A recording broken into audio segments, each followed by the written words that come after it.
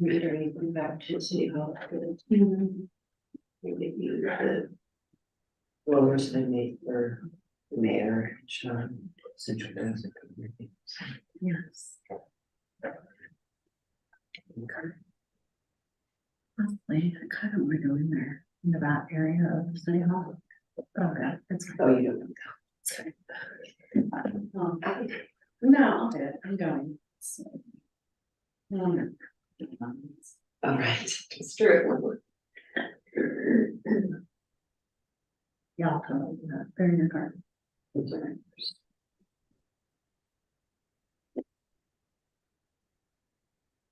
Someone was not there this morning, but he said it would be. He's not. Not when I left.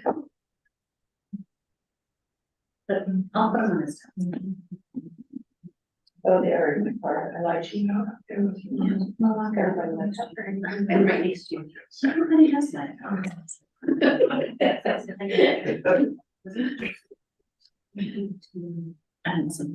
Okay, it is 10 a.m. Great, thank you, Rhonda. Good morning, everybody. I'd like to call today's Mountain Line Board meeting on November 15th, 2023 to order. Before we get underway, just to remind those present today, the Board of Directors may vote to hold an executive session for the purpose of obtaining legal advice from Mountain Line's attorney on any matter listed on the agenda pursuant to Arizona Revised Statute 38-431.03A3. The executive session may be held at any time during the meeting, and executive sessions are not open to the public pursuant to Arizona open meeting laws. Rhonda, shall we do roll call? Thank you. Chairman and members of the board. City of Flagstaff, Lori Matthews. Here. Thank you. Coconino County, Geronimo Vasquez. Excused, or hopefully he will join us at some point. City of Flagstaff, Miranda Sweet here. Thank you. NAU, Josh Mayer. Here. Thank you. CCC, Tony Williams. Here. Thank you.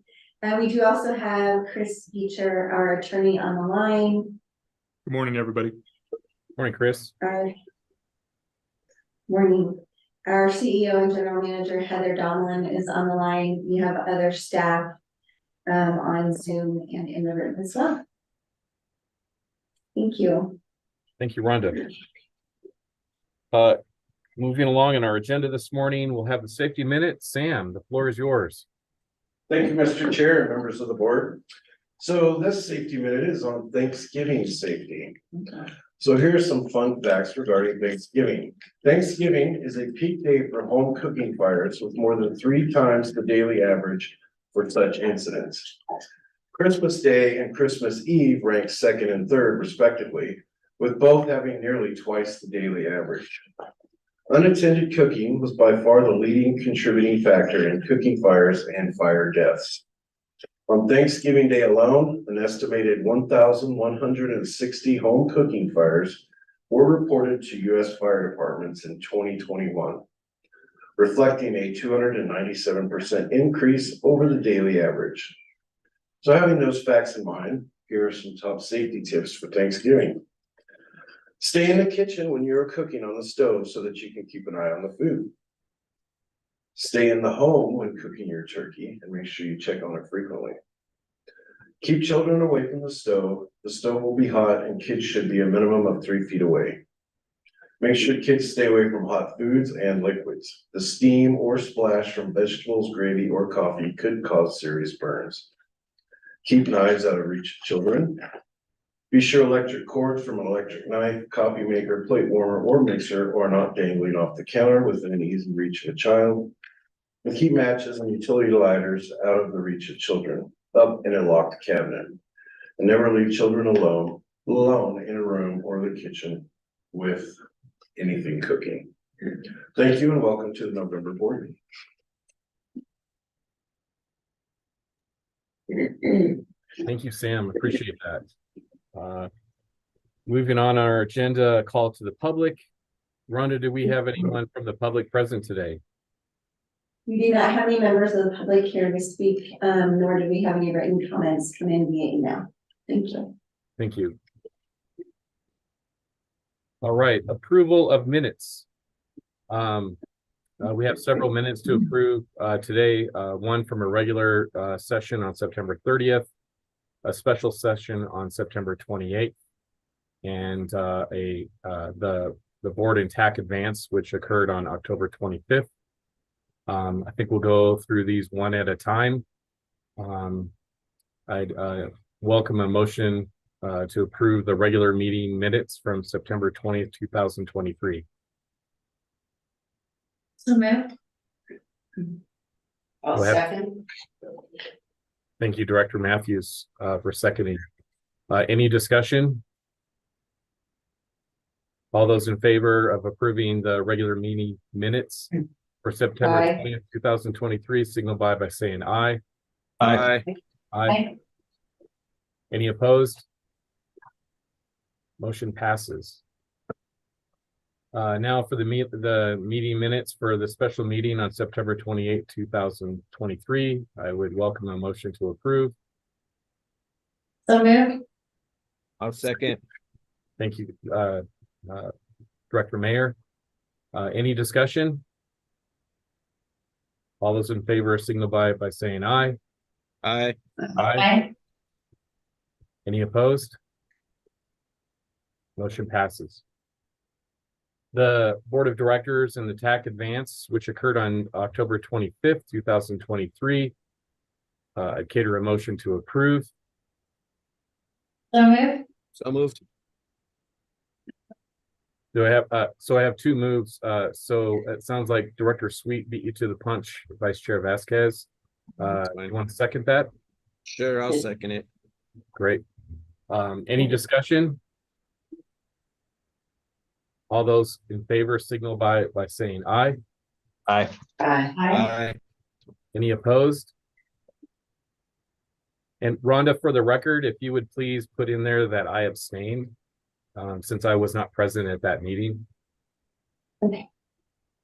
Motion passes. Just for the October meeting, correct? You Correct. abstain? Yes, Okay, October 25th. great. Thank you.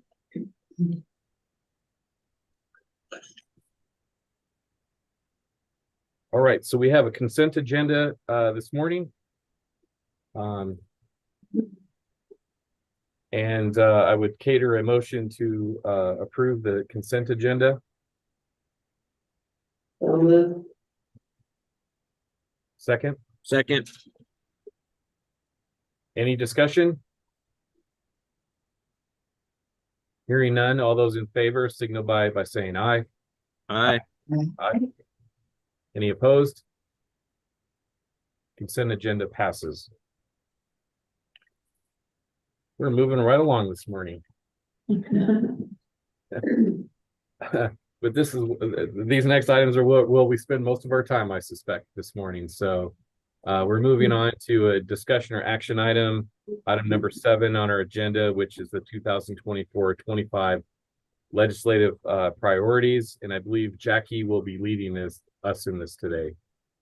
Is that correct, Heather? Actually, Chair Williams, since I was able to join, I'm going to go ahead and cover these first 3 agenda items: legislative priorities, the bus, battery electric bus update, and to give us a kickoff to the 12 to 18 month plan work plan update as well. Sorry about that last minute change. Oh, go ahead and move forward. All right. All right. So the item before you, Director Williams and members of the board, is going to be asking you to adopt the 2024 to 2025 legislative priorities. These were briefly previewed at last month's joint meeting. Next slide, Rhonda. There is a small change from what we shared in October. I have dropped the priority to seek new funding programs as we feel like Mountain Line's priority is to focus on annual appropriation of BIL funding and on policies, which you'll see here on this slide in the first two bullets. And we will continue to advocate for new revenue sources or revenue generators as the federal gas tax continues to face challenges as vehicles either increase in fuel efficiency or move away from fuel. And it is the federal gas tax that funds transit programs at the federal level. So here are the first two priorities that we're recommending the board consider under our federal slate. That will be to ensure the annual transit appropriations match the authorized levels. That is seeking appropriation on an annual basis of funding as set in the bipartisan infrastructure law. And secondary, to support all forms of additional revenue for transportation. This goes into that point I was just making about the federal gas tax. Next slide. The third federal priority focuses on transit regulations. So many of the regulations that transit is expected to comply with were set with the original funding mandates in the 70s. And so we are asking our partners at the Federal Transit Administration and at the federal level to look at some of these rules and regulations to make them current and relevant to our actual operating environment today. Many of these things we have talked about, like a CDL for transit operators specifically, different from those who operate 18-wheelers on the freeway. So those are our three federal priorities. I'll just pause real quickly, see if there's any questions before I move on to the state. All right, next slide. So Mountain Line is an active member of our statewide transit association, and we have worked hard to establish the relationships necessary to advance the four priorities that you see here on this screen. Some of these may sound impossible in light of our current political environment at our state legislature, but we believe continuing to advocate for these policy updates is the only way to advance transit as a transportation partner around the state. And so we are asking for your support with these four priorities, which is state funding for transit, consideration of electric rate structures for public agencies, timely distribution of federal funding. This is the state activities around redistribution of federal funds, and then transit laws. There are several laws that transit could be better supported by, and we'd like to explore those with our state decision makers. So those are the four state priorities that we're proposing. Again, I'll pause quickly to see if there's any questions. All right, next slide. Our last slide focuses on what we call local priorities. Looking local, Mountain Line is fortunate to have great partners at the city, and we feel like we are in a good position with the priorities to continue our collaborative approach to serve our community. And so you'll see the continuation of the codifying of transit into city codes. We're working on this project right now with city staff and very excited about it.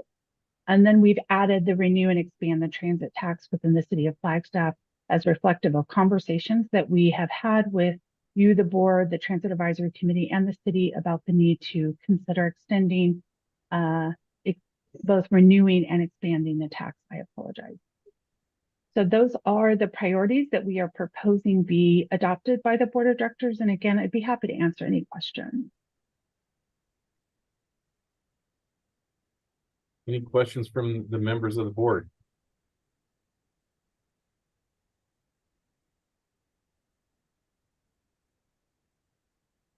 Hearing none, I think I would welcome a motion to approve and adopt the 24-25 legislative priorities. So moved. Thank you, Second. Thank you, Vice Chair Vasquez. Any discussion? Hearing none, all those in favor signify by saying aye. Aye. Aye. Any opposed? Motion passes.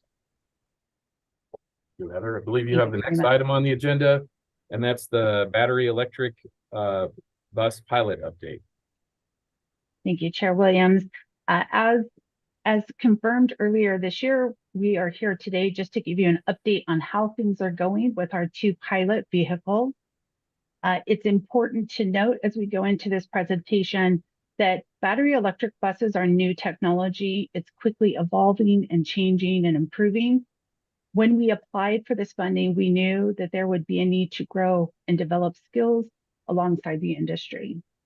It's also important to understand these vehicles are still warranted by the manufacturers, and our staff are currently shadowing technicians when on site and building our tool closet so we can safely assume proper maintenance going into the future. There were some delays when we ordered these vehicles while we identified the right options for procuring and determining the right size of batteries, the right size of vehicle for our community. This all played out while we were also surviving challenges introduced by and during the pandemic. So we've had several delays in getting these vehicles on property and in operation. And the last note I'd like to make before we go into kind of the performance update, there were supply chain challenges as parts and components became scarce. Global conflicts further complicated our supply chain. For example, our diesel heaters came out of the Ukraine. Additionally, the influx of federal funding for bus purchases increased demand on bus build vendors and increased lead times for manufacturing. Next slide. Probably should have had you do that first.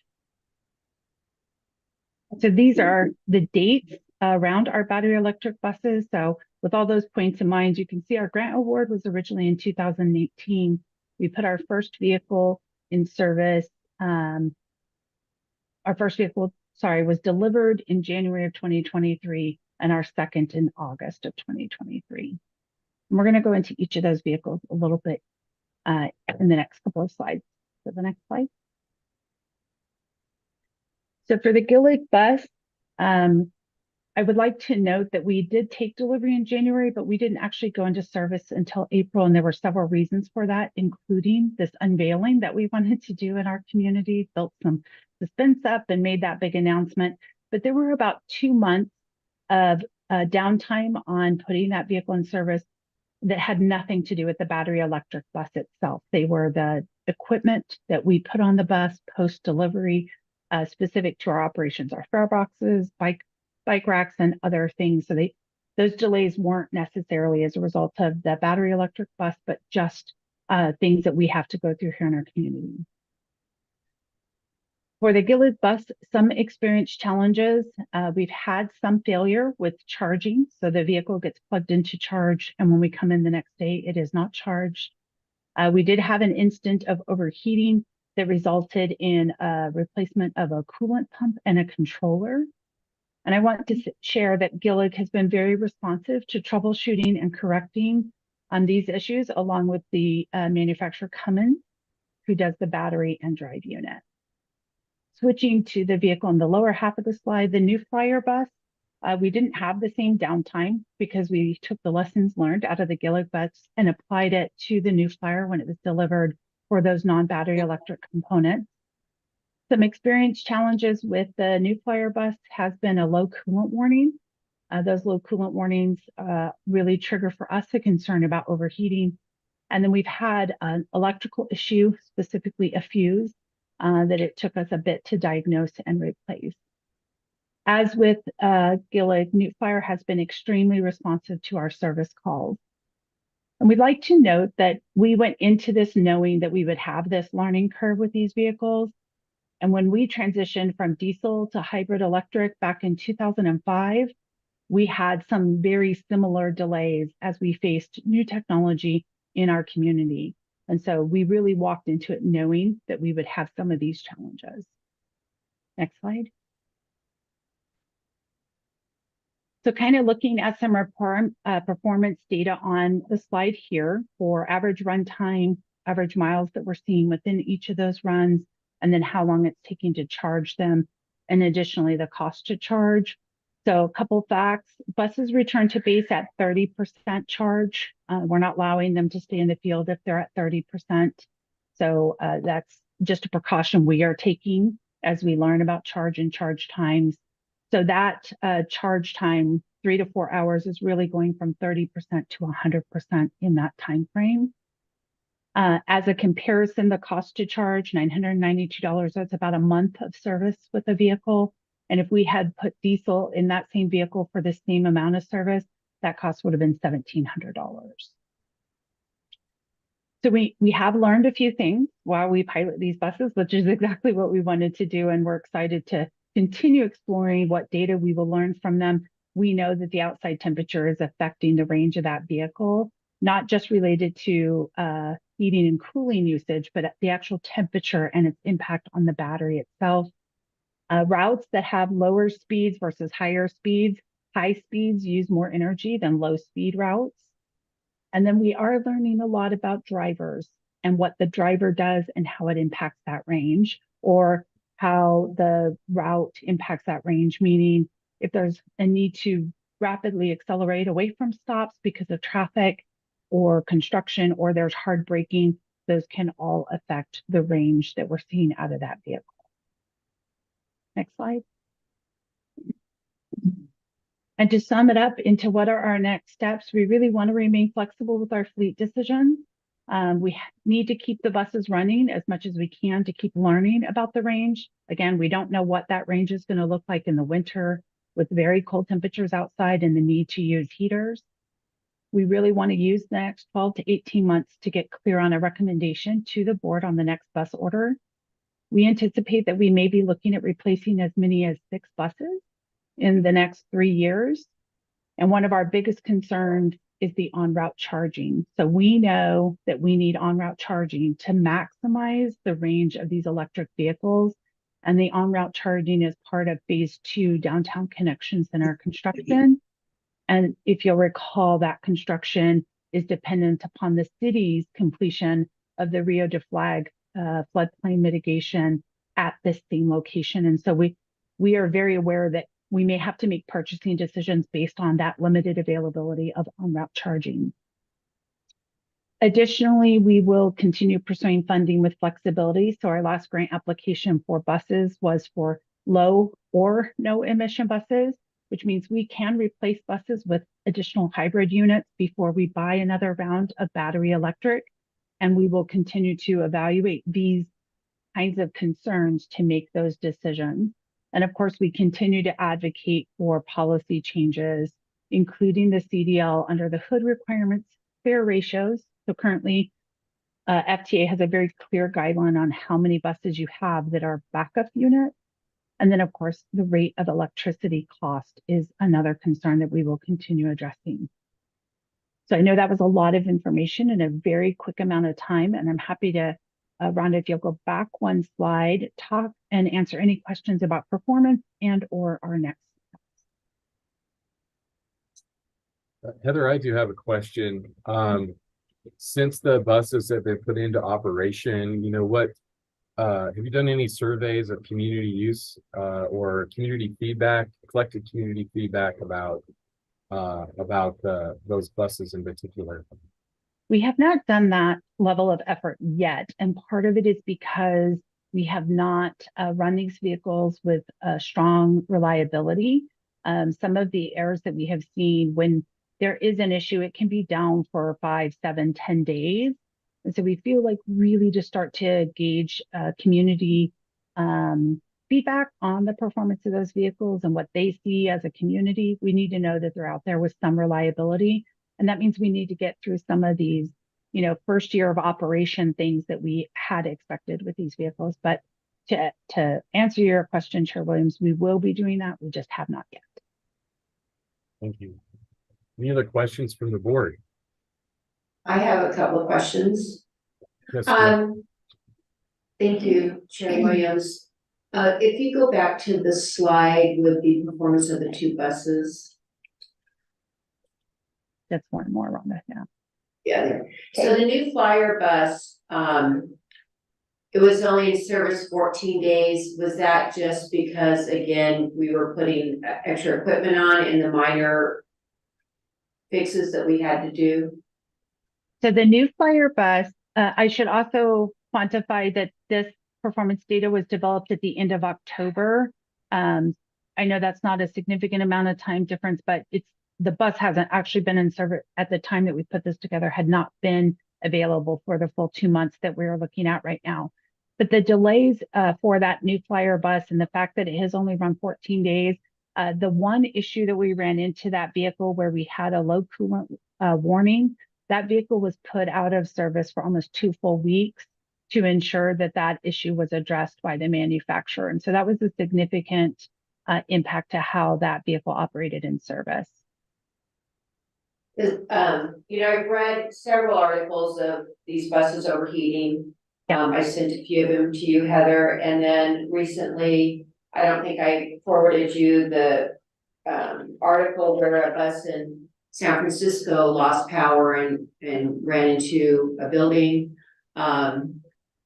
And when we were in at the conference this summer, the agency out of Central California, which they have a mandate to be all electric, I was surprised that they said, don't rush fully converting your fleet to all electric until 2045, because again, it's new technology, learn from our mistakes and our challenges.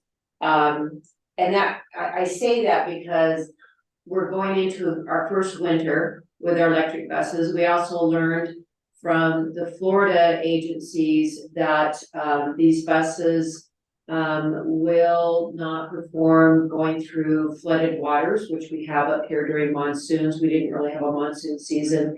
So I say all this just to put out a caution that we don't rush, try to wait a little bit with technology. And then it's going to be really interesting to see how we perform, these buses perform during our winter months. It just seems like weekly I'm reading articles about challenges with this new technology on these buses. And so I just have some concern that we don't get too far ahead of ourselves, at the same time staying on pace with our goals to go to zero emissions, but being fiscally responsible with these buses and not getting too far ahead of technology, because it does seem that both buses had issues with coolants, overheating, and those are the things that stay in theme with all the horror stories, if you will, with transit using buses. So I just wanted to say that out loud, so that we stay realistic in our expectations and the pace at which we move forward on this, especially getting through this winter months to see like how much of our fleet can handle being all electric during the winter, and the heavy monsoons even. Those are my concerns and just things that I want to stay present with the board that we are thinking about. Yeah, thank you. If I can, Director Williams, just to confirm that that is Mountain Line's approach. These two vehicles were intentionally purchased under a headline of pilot because we needed to use them to gather the data. I do think the industry is changing quickly. So we have the benefit of not needing to replace vehicles for several years. And so we will be able to watch how that technology changes and ensure that those are the right vehicles for our community. I too am following the headlines and the stories and talking to transit agencies. Our staff participated in a conference in October that was focused for our mechanics team on battery electric technology and how to be prepared to maintain these vehicles. And so we will continue pursuing all those avenues and learn as much as we can. Our goal is to bring back to you, the board, a recommendation before we buy our next set of replacement vehicles so that you actively are participating in the decision, whether to buy battery electric when we're ready or to buy more hybrids and give us a few more years of those technology changes. And again, to get our downtown connection center online. Thank you, Heather. And thank you, Director Matthews, for sharing your insights. Appreciate that. Looks like Director Mayer has a question. Thank you, Chair Williams. Your last comment there regarding the Downtown Connection Center is sort of a good lead in to my question. So you mentioned the en route charging. understanding that, in order to maximize the potential behind these electric buses, it requires the en route charging. Is the development of en route charging solely contingent on the build out of the downtown connection center, or is there prospects or potential for other locales, given that not every bus gets to the downtown connection center in a efficient way all the time? Thank you for the question, Director Mayer. So all of our zero emission bus transition plan, which was developed in 2020 or adopted in 2021, I apologize, I don't know the exact date, does center around en route charging at the downtown connection center. And so the goal would be that the vehicles would leave the shop every day fully charged, and that they would be topping off in that 5 to 7 minute window at the downtown connection center. Did I lose you? Oh, that was really weird. Sorry, screen popped up. The downtown connection center, all vehicles come in and out of there on a pulse system. Most of them have that 5 to 7 minute wait each time they're at the downtown connection center. That's why the en route charging is designed that way. All that is to say how we planned it, but there are other opportunities that we can consider and look at. The mall would be an option for some routes. There may be an opportunity to partner with NAU. If NAU pursued battery electric vehicles for en route charging for Route 10 on NAU campus. Right now, the downtown connection center is the place where all of our vehicles come in and out. And we know that top off charge takes between 5 and 7 minutes. We're also working with APS to design a top off charge schedule to maybe avoid the peak windows. So the vehicles don't have to top off every time that they come in and out of the downtown connection center. But that is right now where we think we should strive for, because then they return to base with the maximum amount of power and are ready for next day service. Thank you for that clarification. I appreciate that it is just the top off, and it's not to charge the whole bus, so it's only a 5 to 7 minute window, which really minimizes some of that downtime. So thank you. Yeah. Chair Williams, I have another question. Go ahead. Heather, that discussion just made me question, and I know you and I spoke about it some time ago, but how many of our routes will require, topping off just to stay safe, but really require a recharge in the middle of the day? Aren't most of them, except for one, can potentially go the whole day without having to be recharged? I think we anticipate that all routes will require en route charging, but that's what we're trying to test with these pilot vehicles, is to get a very clear idea of what their range is. The closest quote that we have vehicles that would go out on route that may not require en route charging is what we call our peak buses. And it's because they have a shorter window of time in which they're on route. But it's not then about the route, it's about the service window. So the peak buses don't have the full 16-hour days like the standard route bus. And that peak bus is what increases frequency of service during the day. But again, that's what we're using the pilot buses to help us understand is, are there routes that have a longer range because they are lower speed? Can we change driver behavior to increase our range? How does, like I said, the temperature affect the range? And then how does running, the heat or the cooling, affect the range? So that's still in progress. We are still gathering that data. The slide on the screen helps demonstrate that we just haven't had them in service for very many days. Definitely no winter snowy days yet. And so really need to continue running them to gather that information. Thank you. And this seems to be a very important legislative priority to seek some type of special rate with our buses. That will be really critical moving forward, because we all know rates will go up And that could have an impact to us, so hopefully that'll be a number one push with our lobbyists for sure. Thank you. Any other questions from board members? Hearing none, I think we can move on to the next agenda item, Heather, Great. which is the update on the 12 to 18 month work plan. All right. Sorry, I'm trying to find my many different set of notes. So, thank you for entertaining me one more time today. The 12 to 18 month work plan was reviewed somewhat at the October joint meeting, but today's objectives are to really show you the items that we are adding.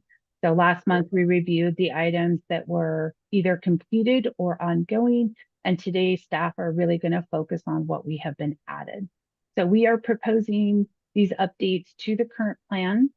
And I want to recognize that I'm privileged to introduce this item, but it's really the work of our team members who are going to go over these slides and present to you how we are proposing to update the work plan to match each goal.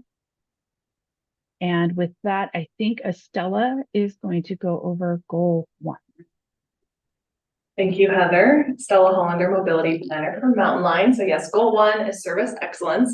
And the first objective is deliver service enhancements that are in line with our 5-year transit plan and make transit an attractive mode choice. And so the first, the other work plan items are to identify funding mechanisms to carry out our recently adopted 5-year plan.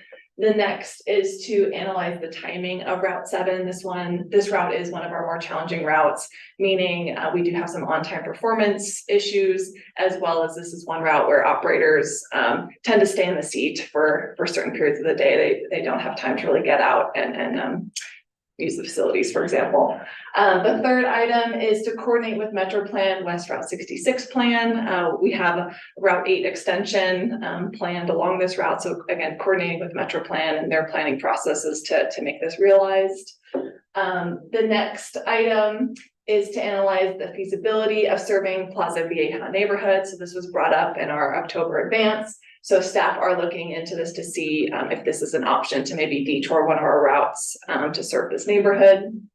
And then lastly is looking at our workforce. So just being able to create a resilient and reliable transit system. Obviously our workforce is an important piece of that, making sure we have the operators to provide reliable service. The second objective is to invest in capital to improve efficiencies and infrastructure to enhance service delivery.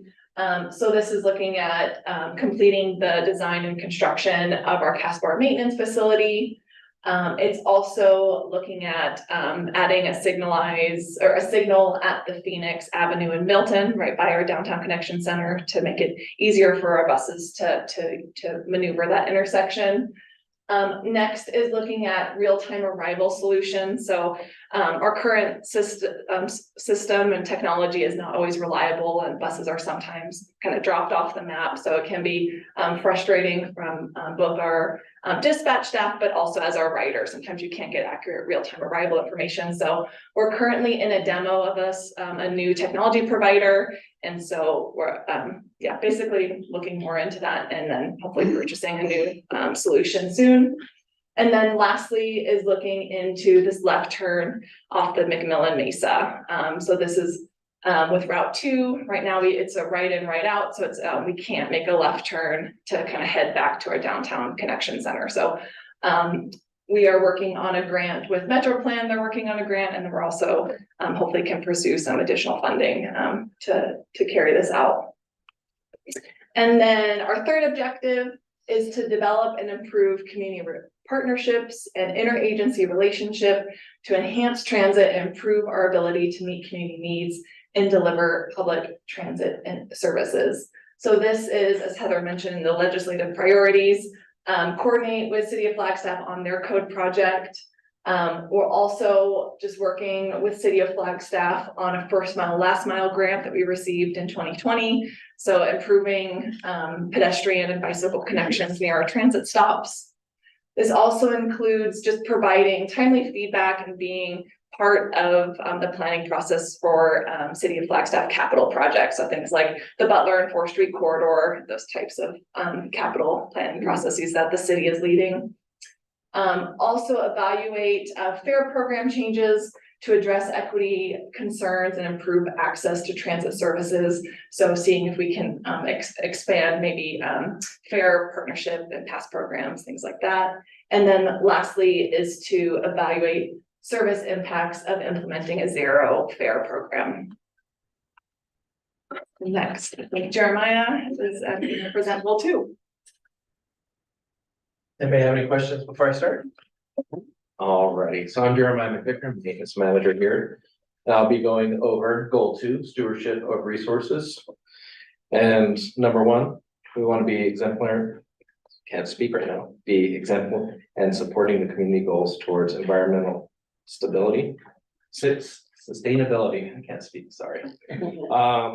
So the first goal we're going to be talking about here is monitoring the BEB program, the EB, taking all the data points and making sure we're making good recommendations. Second is to develop a formal program for leadership to ride the bus, to make sure we're getting good feedback from not only our riders, but our team to improve.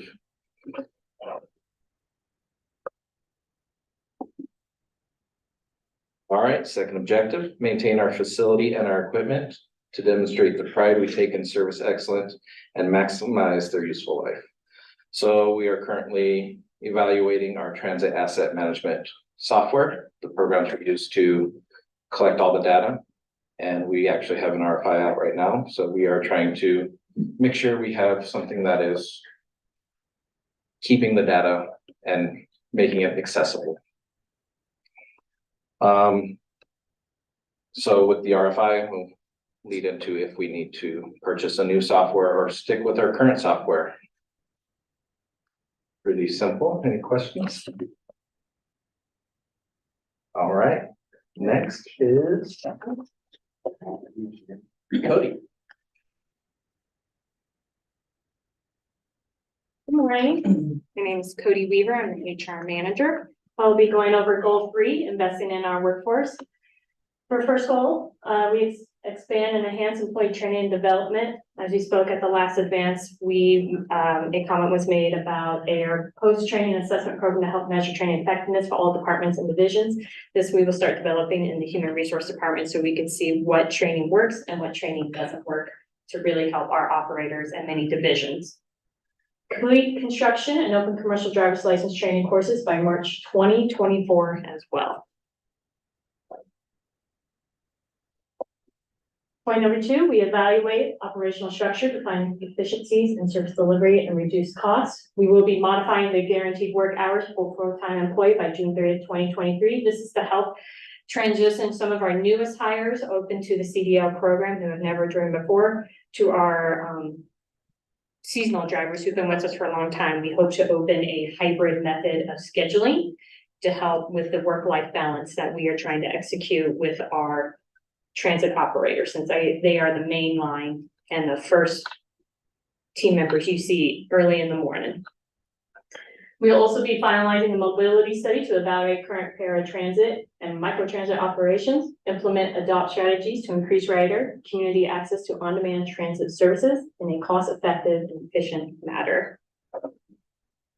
And for our last one, enhance workplace culture to employee and work-life balance. Since our last meeting, we have nothing new to add to this one at the moment.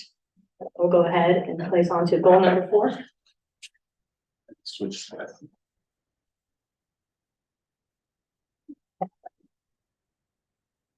Good morning, Sam Short, Workforce Director for Mountain Line. I'll be covering the enhanced safety culture goal.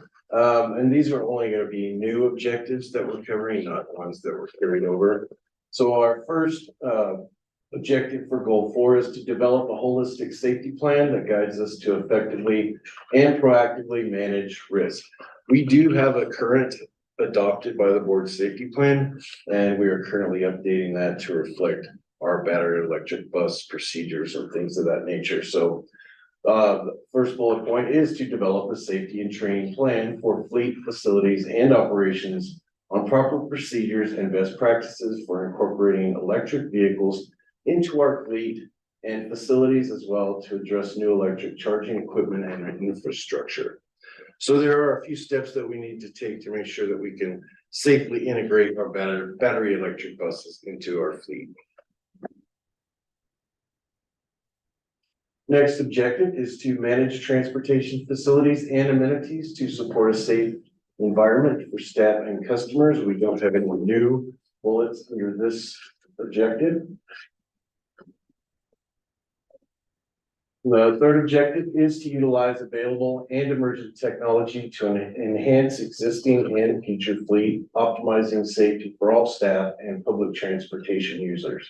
So one of the things that we want to do, and we've been doing, is to partner with local first responders to develop a cross-division training and best practices when dealing with battery electric vehicles. When we have had the departments, the fire department specifically to our property, and Jeremiah has shown them our buses, they were all pretty new to battery electric vehicles. So it's a good learning experience for them as well as us. So we're trying to continue to partner with them on best practices to, for us as well as them to put out a fire if there were ever need to do so. The second would be to purchase a bus simulator, a driver's testing and training platform. It's just like you see in the movies with the air simulator or the airplane simulator, similar to that. So people can practice their driving skills and their distracted driving and defensive driving skills while in a safe environment in an enclosed area.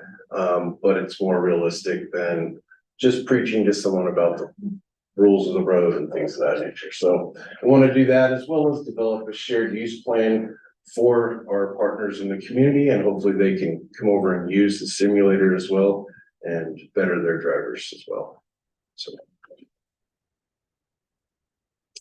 And up next is Bill again, the community. I have a quick question for you. Sure, sorry. On the, I love hearing that we collaborated with our first responders. How does that work if a bus loses power and has a fire? Like how, is there like a emergency door to unlock? Because if the power's down, you can't push a button. You can release the doors. The release Yes, thing. they're air powered. And so we're showing that to our first responders. If there's an incident, they know how Correct. those mechanisms work. That's good. Yes, as well as the emergency exits, which there's several they have access to as well. Okay, But you can't release the air to those doors, and they'll release without power. okay, good. So, Thank you. all right. Any more questions? Yeah, yes, I have a, really not a question, really, it's probably more of a comment or a suggestion. One, I really appreciate the information around the enhanced safety measures associated with our new electric fleet. I think that is really, really good to hear. The timing of this coupled with the previous presentation from Heather kind of made me think that in the future, I know we get regular updates on where we are with our strategic goals and whatnot, but maybe as we get updates on the pilot project with the electric buses, we can incorporate an update on how the best practice safety activities are being implemented and how that's working out. I think that would be helpful for the board to be aware of moving forward. Thank you, Chair Williams. We could definitely do that for the board. Thank you. Any more questions? Good morning again. I'm stepping in for Jackie Lenners, our Deputy General Manager, to present Goal 5, which is community engagement. So the first objective is to encourage active participation from a supportive network of stakeholders. So one of the first items is really engaging influential key stakeholders, really to help them understand transit and make sure they understand the importance of transit in our community. Second is to engage the Citizens Advisory Committee, which is a group of various stakeholders around the community and really to help determine what initiatives we should pursue for the next election in November 2024. The second objective is to increase the community's awareness of Mountain Line's value in the community. So this would be conducting an educational campaign about the role transit plays and supporting a wide variety of community goals, such as like affordable housing and congestion relief, really kind of, connecting the dots of how transit can help accomplish a variety of different community goals. And then the second item is develop a marketing campaign to highlight transit uses during significant downtown area construction. So we're definitely, this, I remember you brought this up, Director Matthews. And so being able, as we enter just a variety of different construction projects downtown, making sure that people know that transit can be a way to, one, kind of help mitigate congestion relief, but provide an alternative to move around our community. And next is goal 6, fiscal responsibility. All right, and I'm going to take the last goal on behalf of Josh Stone, who is in the Valley attending procurement training. And so the first objective under fiscal responsibility is to ensure a sustainable financial future for long-term financial planning. And we're adding two tasks under this objective. The first, to evaluate service delivery and marketing efforts through the lens of actual performance indicators to ensure continued eligibility for small transit intensive cities funding. And just as a reminder, STIC funding is that additional federal funds that we get for being a highly performing transit system. And second, new item is to seek new and update existing partner agreements to reflect current conditions and ensure that they contain financial resiliency needed for future capital and operating plans, i.e. the transition to, for example, the transition to zero emission buses. Next slide. The second objective. Wait, sorry. Just click on the PowerPoint. It's still sharing. Yeah. Thank you. The second objective is to diversify funding sources to reduce dependency on federal funding for ongoing operations. And so we have added one task here to consider the value of disposing of excess real property through sale to gain additional local match to future capital needs. This is specifically referencing the property we own here just north of our facility that we discussed with the board several months ago about next steps to either reuse or dispose of that property. Next slide. And the last objective for fiscal responsibility is to expand Mountain Line revenue resources to allow for full implementation of the 5-year transit plan, the capital plan, and projected increase in cost of providing service. And currently all of those tasks are still in progress. So we did not add anything new to that particular objective. So I know we threw a lot of information at you. We'd be happy to go back to any slide and answer questions or clarify information. Otherwise, Chair Williams, we would be asking the board to update this updated plan, adopt this updated plan. Great, thank you, Heather. Any additional questions from board members this morning?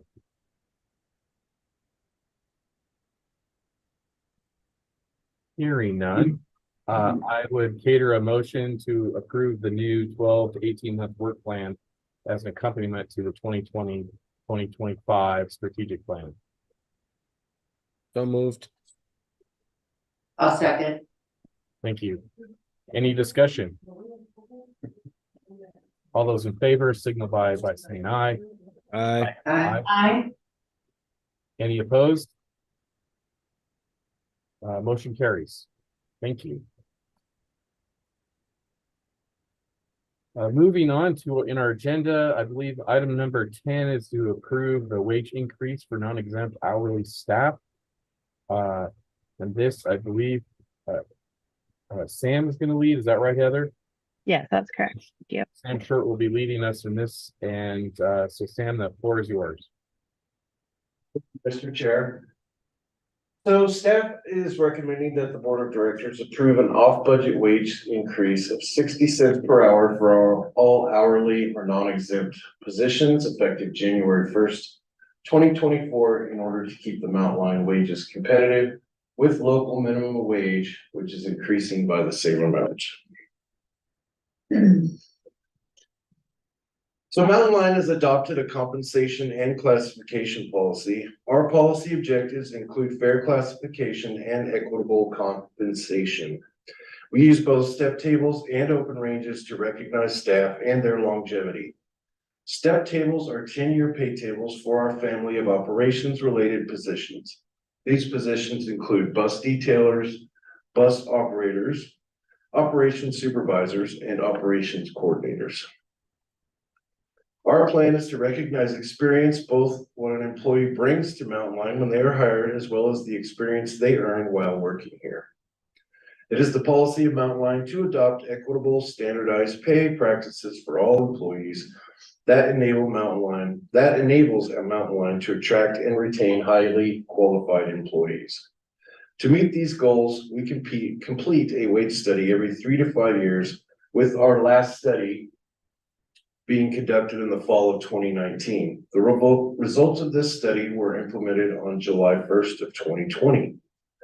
Additionally, as staff became a large looming concern during the pandemic, we modified wages by $3 an hour as a result of what was happening in our community to attract available workforce. As a side note, that change in 2021 put our pay ahead of the significant change to the minimum wage locally, and we did not see an impact as a result of that wage change.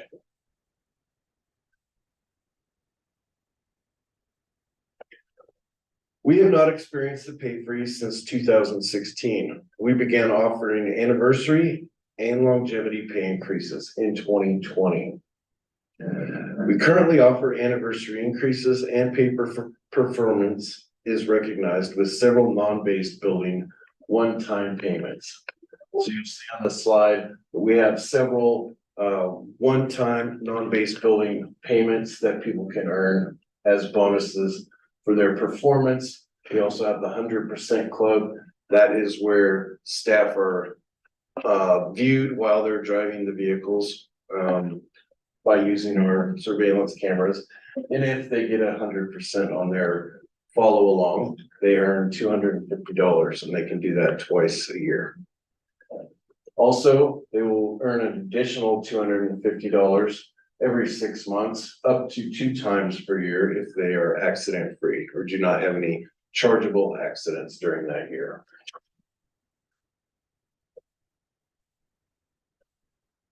With the city's announcement in August about the increasing local minimum wage, we immediately started hearing from our team, as mentioned in the staff report.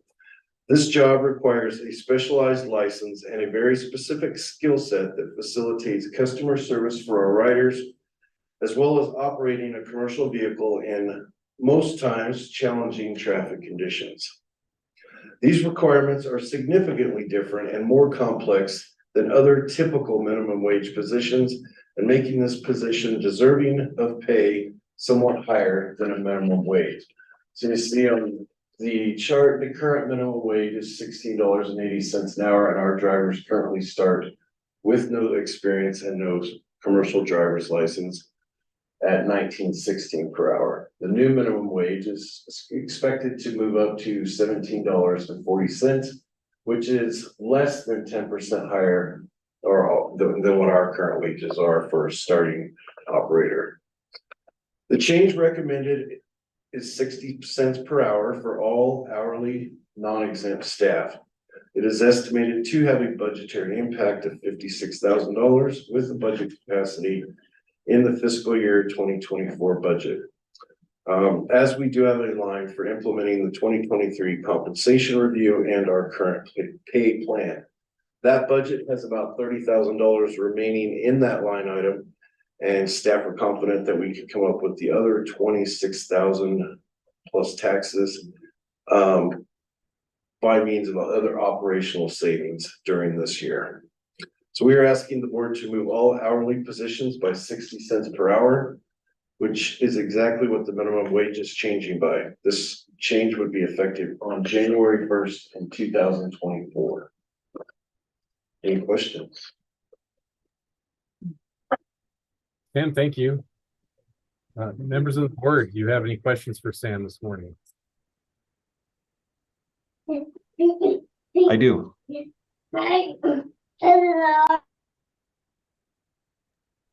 Go ahead, Director Mayor. Thank you.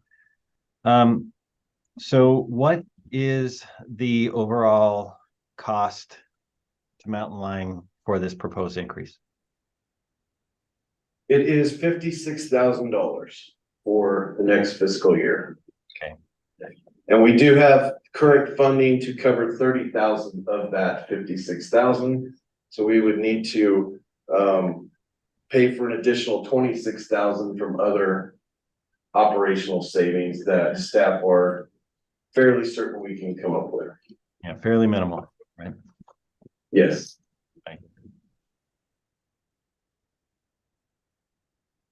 Chair Williams. Yes. I would like to just to further on that point and really express my gratitude to Sam for covering this item that Josh and I put together. The 56,000 is what the impact is for the remainder of this fiscal year. So annually, it's twice that because we are implementing this mid-fiscal year. So I just want to acknowledge that the full impact for a full year of this change is actually $112,000, and that will be incorporated into next year's budget ask, but it is tested in our financial plan as sustainable.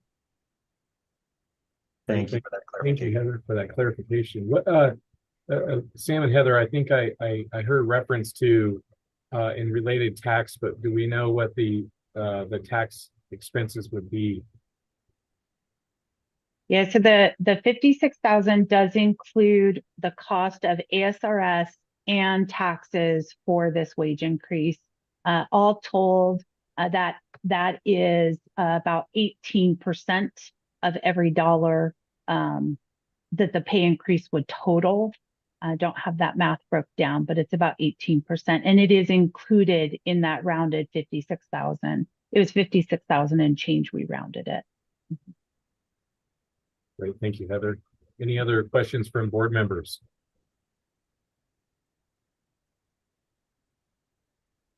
Director Sweet and Director Matthews, since I can't see you on the screen, just want to check in and make sure you don't have any questions. Not at this time. I mean, I'm concerned about this annual increase that we're going to be facing and, you know, how that impacts the agency here. It's really concerning. Thank you, Director Matthews. I know mid-year increases like this can make boards nervous, and because there's a lot of unknown variables and moving forward. But I know over time we've gotten really good updates and feedback from Heather and the staff around these types of requests, and so I feel really confident they've done their due diligence and their homework and are able to accommodate this with the resources that they have. So I would move to accept a motion. Can you put the Rhonda, can you maybe put it up on the screen? What was the recommendation? Yes. There you go. I'll move to approve the wage increase for non-exempt hourly staff by 60 cents per hour. Second. A second. The Director Matthews moved, Vice Chair Vasquez seconded. Do we have any further discussion? I'd like to just make one reminder. This is Director Matthews. that, this is a good reminder, as we continue our discussions for Zero Fair, that this is gonna be hovering over our budget each year, of an increase that we won't be able to control, and adding to the expense and then taking away the fair revenue. We need to always anticipate that as we're trying to make a policy change in the future. Thank you, Director Matthews. Any further discussion? All those in favor signify by saying aye. Aye. Aye. Any opposing votes? Motion passes. Thank you, Sam, for your presentation and the follow-up information on this important item, Heather. Appreciate it. Thank you, Mr. Chair, members of the board. Sam. Moving along in our agenda this morning, we're moving to item number 11, which is the 2024 board officers. And I believe Rhonda's going to lead us in this morning. Rhonda. Thank you, Chair and members of the board. This is a list of our current board members, and we became aware that Vice Chair Vasquez, who was to ascend to the chair in the next calendar year, that he would be potentially the chair of 3 major local organizations at one time. So we began discussions with our current chair Williams and Vice Chair Vasquez to see if there was maybe an alternative so that he wouldn't hold all of those 3 major positions at one time. And according to our rules of procedure, we do have some flexibility. And specifically looking at section 5.3, election and re-election of officers, under part C just outlines the rotation into the chair, vice chair position. And then section F gives us the continuity extension. So both Chair Williams and Vice Chair Vasquez have agreed to continue in their positions should it be the desire of the board. And so we are just bringing this forward to hopefully enact this continuity extension for the calendar year of 2024 and give Vice Chair Vasquez a little break for 2024. And then he can pick that up in 2025 as chair of the Mountain Line Board. So with that, I will turn it back to the board. Or if you have any questions. Yeah, if I could just make a comment. Thank you, everybody, for considering this. I'm currently chair of the Board of Supervisors. I'm also in line to be chair of Metro Plan. And so being chair of Metro Plan, the Board of Supervisors and Mountain Line might be kind of a tough task. But I do appreciate the opportunity to continue as vice chair and am willing to take over after another year of vice chairship, should that be what you want to do. So thank you. Thank you, Vice Chair Vasquez, and also for the board. I'll just speak out regarding my role, and I have said that I would continue on if the board chooses to go in that direction, recognizing the quandary that Vice Chair Vasquez has found himself in, being the vice chair of 3 different boards. So I've had a good experience this last year, and certainly would welcome continuing in this role for the next year. Any questions from other board members, comments, interests?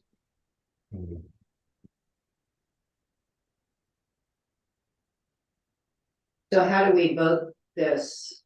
Just read this paragraph there, or how do we move to approve that? I believe there would be a need to be a motion to enact the rules of procedure, section 5.3, election, re-election of officers. Item E, continuity extension for the calendar year of 2024. So moved. I'll second. Any discussion? All those in favor of approving this motion, signify by saying aye. Aye. Aye. Aye. Any opposed?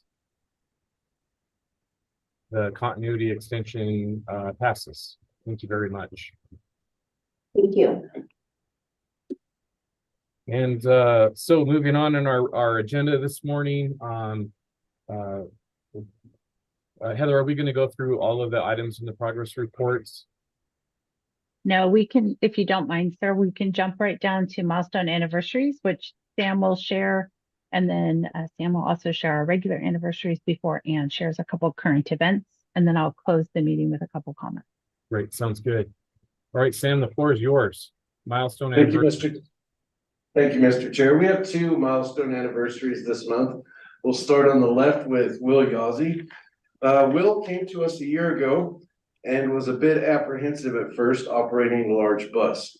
He's since developed himself into a true asset, and his personal drive and enthusiasm has given Mountain Line a great operator. He is proven to be very dedicated to the role.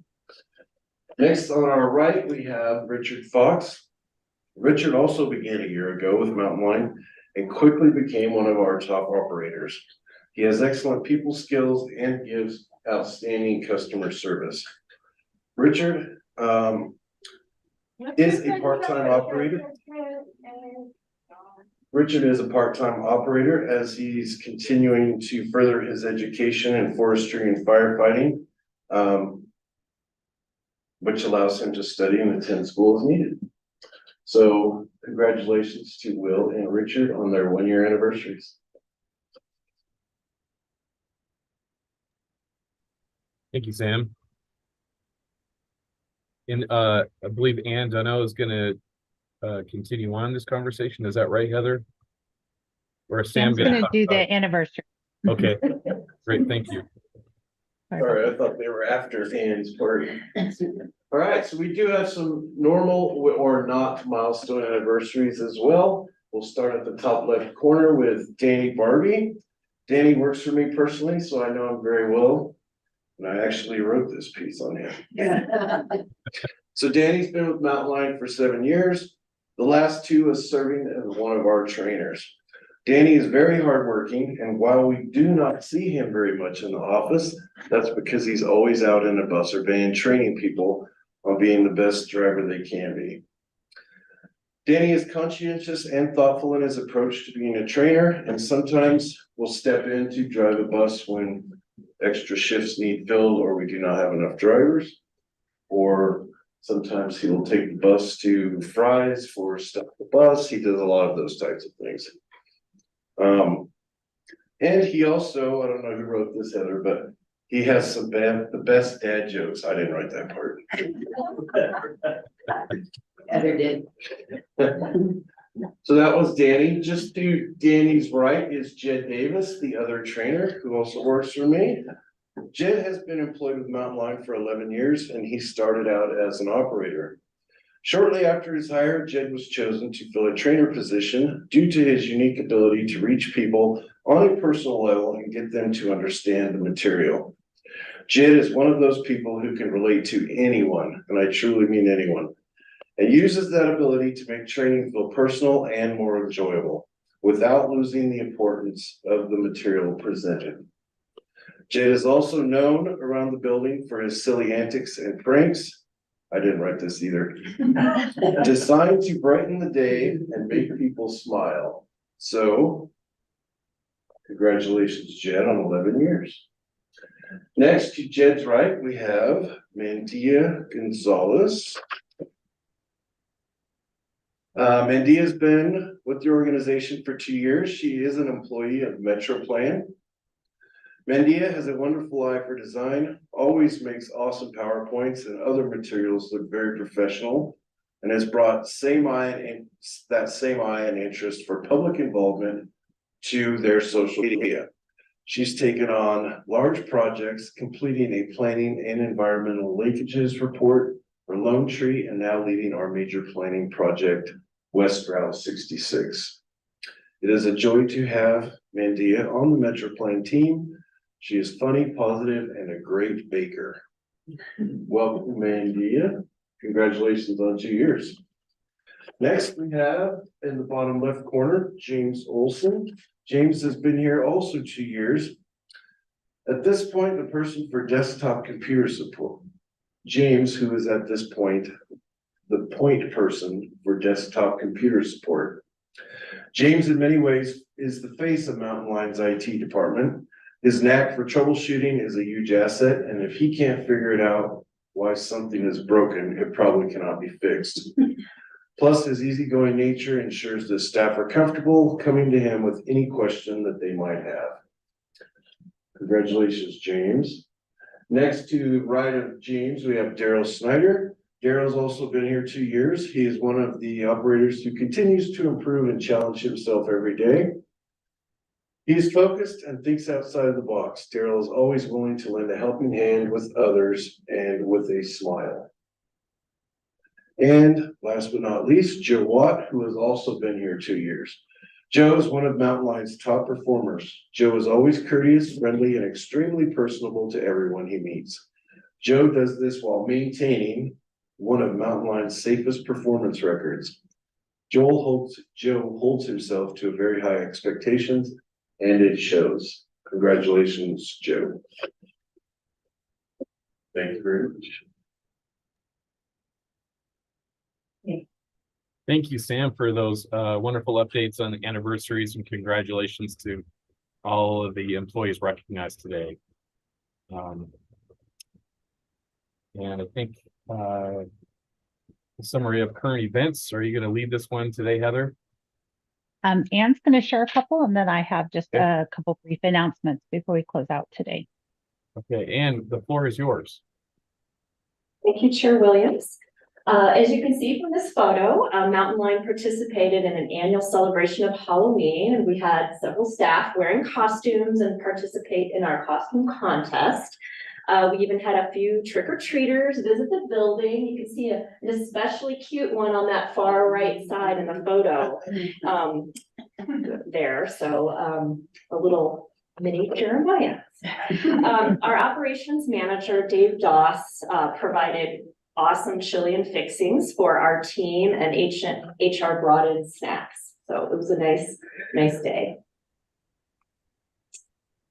And then on November 11th, Mountain Line joined the Coconino County and the City of Flagstaff in another Stop the Bus event. And we were happy to participate with the bus at the Safeway on University Plaza, collecting a great amount of donations. And you can see the Flagstaff Food Center gentlemen unloading and carting off a fair amount of donations just on that Saturday.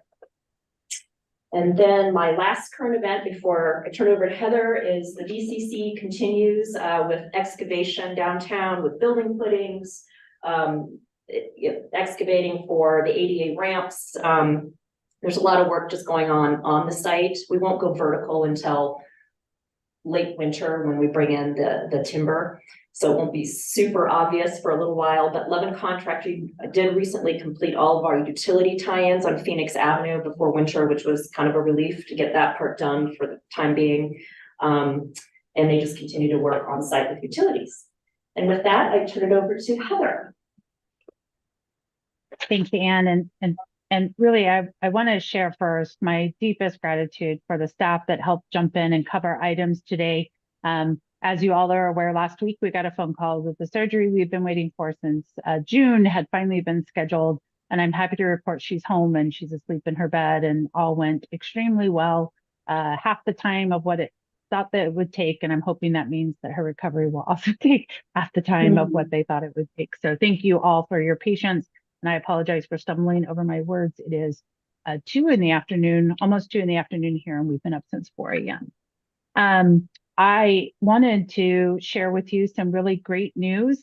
We were notified this week that our team, a huge congratulations to our team, they've written another successful grant application. Mountain Line has been awarded $12.4 million in Section 5307 and 5339 grant funds from the Arizona Department of Transportation. These are federal funds that they pass through to us. The award includes just over $11 million for phase 2 of our downtown connection center. So that's the bus plaza where the buses will come and go, allowing us to complete that project. And we're so excited about that. $320,000 for solar panels on top of our administrative facility at the downtown connection center that's already under construction, and almost $1 million for security and technology upgrades on our buses and vehicles. And I really want to recognize the efforts of Estella to write the application, and to Ann and Jim, Jeremiah and John for their support with data on what do we need to make this application successful. This is the largest award that we have ever received from the Arizona Department of Transportation. And it just is a nice topping on the other grant awards we received this year that's going to allow us to complete some of these very significant projects in our community. And so wanted to share that with you. I know the DCC was a topic of discussion earlier in today's meeting, and this really allows us to be ready to put our shovels in the ground and complete the bus plaza portion of that facility on route charging as a component of that as soon as we get the City of Flagstaff's Rio project complete. So wanted to share that news with you. And again, my congratulations to our team that are in the room. The last thing I want to share with you is unfortunately not as great a news. You will be receiving an email from me today. We have determined that we need to put service reductions in place again. We are down to 35 of our 48 full-time drivers for our fixed route system. We just don't feel like we can continue to burn out staff by requiring them to work 6 days and 48 and 60 hours of overtime on a weekly basis. So we are notified the public through a press release. We are handing coupons out on the 2 routes that are impacted, which is Route 2 and Route 4, to let them know that those vehicles will come less frequently. Just as a reminder, Route 4 goes down Lone Tree past the community college, but Chair Williams, we also have Route 14 that serves that destination with a 30-minute frequency going the opposite direction. So still high frequency service. And then Route 2 will be dropping from 20-minute frequency to 30-minute frequency. We will continue to serve the basis school with our school deviation, just it will be at a different schedule. So we're working hard to get that message out to riders now, but really want to express this was important for us to do for our staff. We have been striving for work-life balance. Today we talked about wages for our team members, and we continue to try and recruit and retain staff in a reasonable manner. I will say we ask people when they leave, why are they leaving? And the number one remark is not going to be a surprise to anyone. It's the cost of living in Flagstaff compared to the wages that are offered. So we are going to continue working on how do we crack that nut with our partners and build jobs that are attractive in our agency. So wanted to give you that brief preview, but there will be more in your inbox soon after this meeting, and I'm available if you have any questions. And with that, Chair Williams, I think that concludes everything we have prepared for today's meeting. Again, we'd be happy to answer any questions you have about the current events shared. Thank you, Heather. And first, absolutely appreciate all of the other Mountain Line staff that have stepped up today to cover a lot of the items that Heather has traditionally covered in many of these meetings. And so I really appreciated the rotation of staff during the 12 to 18-month plan update. That was really, I like the creativity of that, and it gave us here on the board an opportunity to experience the talent that you have on your team, Heather. And so kudos to all of you for your focus and attention today. I really do appreciate that. Also saddened to hear about the reduction, Heather, and I saw Director Mayer and others on the screen kind of nod up and down when you were talking about the challenges with cost of living in Flagstaff, and attending the economic summit recently. over on NEU's campus. Just reemphasize the challenge that is creating for the Flagstaff community in particular, and will likely continue to impact us in all sectors for months, if not years to come. So it's not going to be an easy nut to crack by any means. But understand the trials and tribulations that creates for Mountain Line, as well as many of our other organizations here in the community. So we'll do what we can as a board to be supportive in those endeavors, to ensure that we've got a fleet that's operating and able to fulfill your mission. So we'll do what we can there. Any other comments from the board members before I call our meeting to an end today?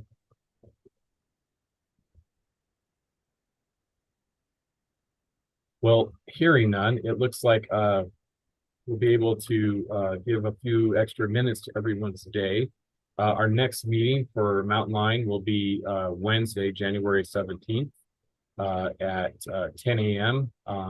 That will be a hybrid meeting, both via Zoom and in person at the Bureau Room in Mountain Line. And so we will be taking a break in the month of December. And as chair of the board, I just want to extend to our board members and other members from Mountain Line that are present today. Wish you all a safe and joyous holiday season, that you're surrounded by family, friends, and an opportunity to generate memories that are something you can tap into it at a moment's notice when you need them. So life is short, so I hope you are taking advantage of being around the people you care most about. With that said, happy holidays, and I would motion cater a motion to. You want to go through this list, Heather? Okay, so I would cater a motion to adjourn today. Move to adjourn. I'll Second, second. and I'll second. all in favor, signify by saying aye. Aye. Aye. Any opposition? We are adjourned. See you all in 2024. Have a good holiday. Thank you, everyone. Happy holidays, everyone.